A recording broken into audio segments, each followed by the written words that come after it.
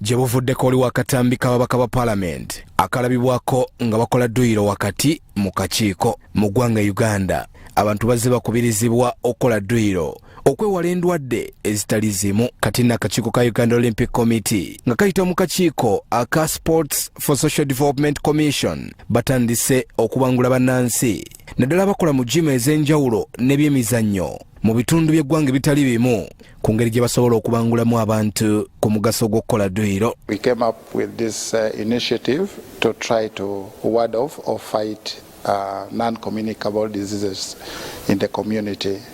So what we are doing basically is we have invited people from different parishes to train them as parish fitness instructors, and they are going to go back to the community and engage them in at least a weekly exercise or bi-weekly exercise. Abamu ku babanguddwa betwogeddeko nabo basanyukidde ekikoleddwa Uganda Olympic Committee. Guno musomo tugenda guganyibwamu nnyo kuba tubadde tukola emirimu gino egy'okusomesa abantu physical fitness n'ebirala, naye kati ate oyinza okuba osomesa abantu naye nga tomanyi engeri kiki olina bayigiriza.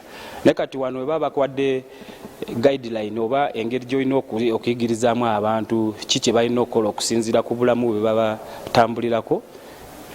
Eyo ensonga eba nnungi nnyo. Mpulira essanyu okubeera nga neetabye kweno workshop, era eno workshop etuyambye okusinkana abantu abangi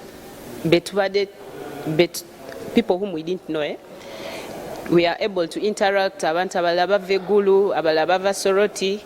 Kati kituyambye okubeera nga tuwanyisa amagezi, engeri y'okukwatamu abantu mu physical fitness, engeri y'okusikiriza abazanyi oba abantu abadde abatabimanyiiko okubasembeza mu gundi mu fitness. Abel Kitaka, Salt TV, Omunyo.